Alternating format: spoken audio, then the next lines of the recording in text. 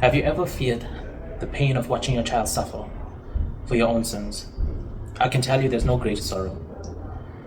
Today, I warn you that lies only bring grief, and favoritism only results in envy. But I have also seen that the divine will of God supersedes all human cunning. I am Jacob, Israel. I wrestled with God, but I could not wrestle free from my own mistakes.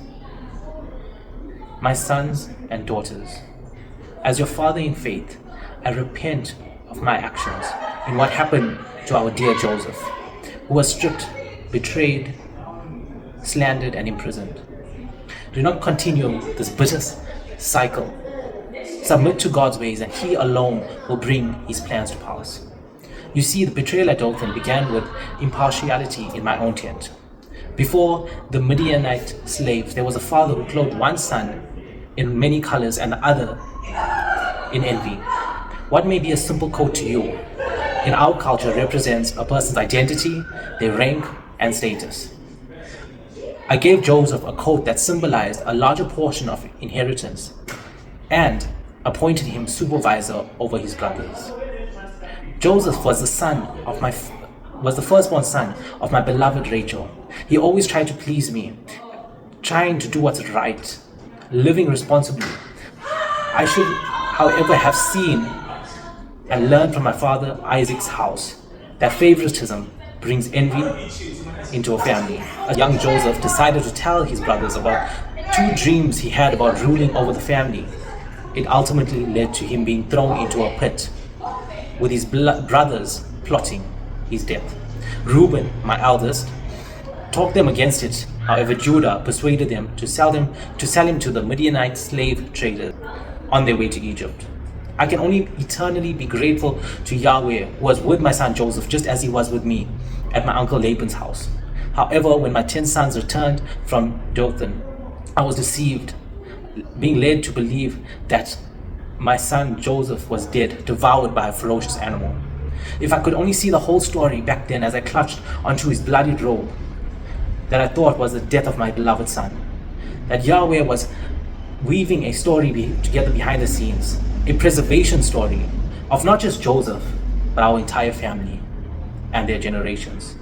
Joseph was stripped of his robe, his family status and inheritance, and his freedom.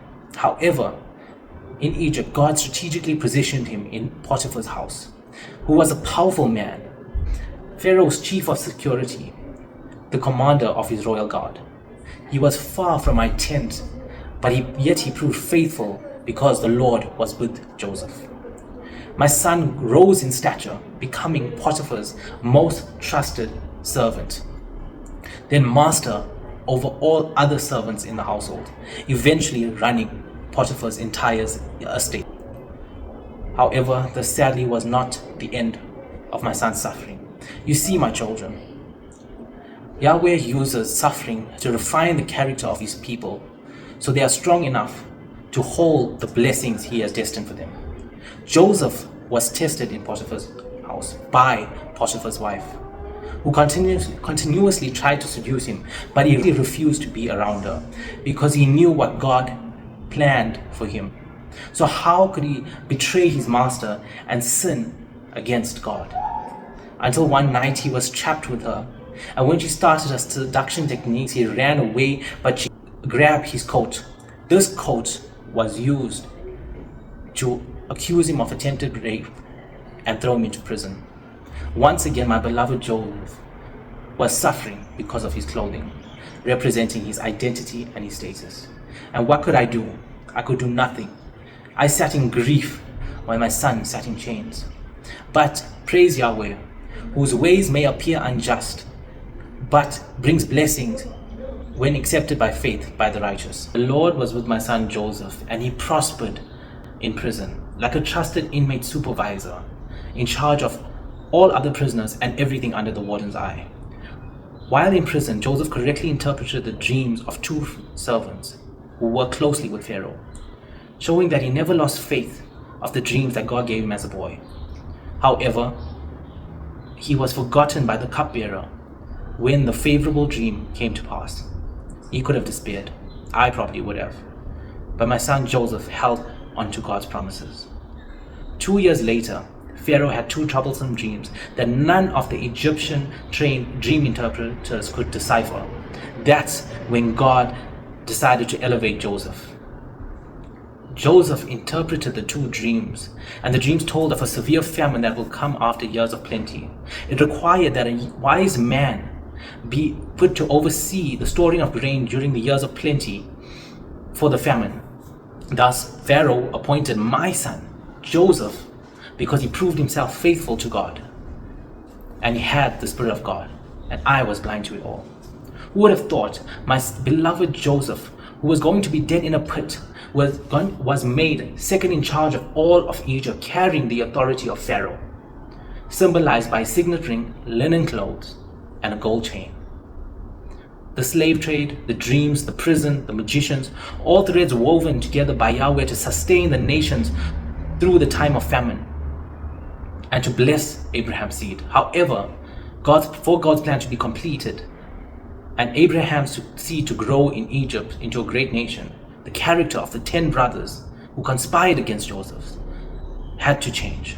In Canaan, I unfortunately did not learn from my mistakes. I became overprotective of my son Benjamin, the second son of my beloved Rachel. When we began running out of food, I sent my 10 eldest sons to get food from Egypt.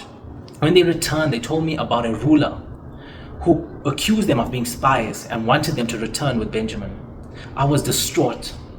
As time went by, we were running out of food, and what else could I do but trust the 10 eldest sons with my favorite son once again. Little did I know that the ruler was Joseph, who was testing the character of his brothers. He tested the brothers' concern for Benjamin to see if they recognized their sin, which was a necessary condition for God's promise concerning Abraham's lineage, especially for Judah. They demonstrated they repented of their sin against their brother Joseph by displaying concern for their youngest brother Benjamin and for me, their father. This led to Joseph revealing himself to his brothers and bringing our entire family to Egypt with food to live under Joseph's rule. Thus, God fulfilled Joseph's original dream to rule over our family. I was filled with so much of joy to see my son Joseph again, but I was grieved to know all that he had been through. However, the Lord was with him. This undoubtedly allowed him to forgive his brothers and bring to completion God's promise to bring our family into a foreign land and to multiply and become a great nation without losing our identity.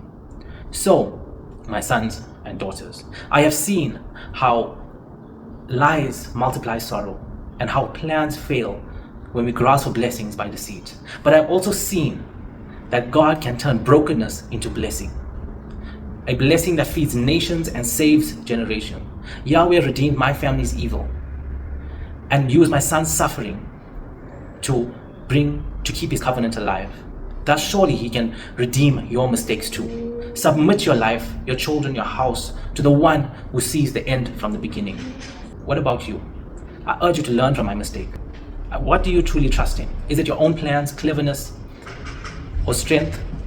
Or is it that you cling so tightly to the ones you love, hoping to find safety and security? Do not carry the burden of deceit like I did. Do not plant seeds of jealousy in your own house. Or maybe you say you trust God, but when suffering comes, do you really believe He means it for good? Or do you try and plot your own way out? Today, I want you to know that if you walk with God, you don't have to fear suffering because He can turn what others mean for evil for good. He was with my son and He will be with you too. End the cycles of hidden sin and secret bitterness. Stop wrestling for blessings He has already given you. While researching the story of Joseph, I immediately felt for Jacob, watching Joseph suffer because of betrayal and deception that mirrored his own past mistakes. I felt a need to confront hidden sins because it can resurface. Rehearsing the story from Jacob's perspective reminded me how private choices can make and break families. I also felt hopeful that God can redeem our mistakes and our inclination towards evil. I shared the story at home with a group of 8 people aged between 16 and 52. I was expressive, making eye contact as if each of them were Jacob's descendants. This made the story feel real and urgent. While telling the story, I felt a strong conviction to examine the relationships in my family, to assess whether I cling to control instead of trusting in God. The listeners also shared how the story opened their eyes to hidden bitterness and unhealthy family patterns. Others found the courage to trust God in their own delayed dreams.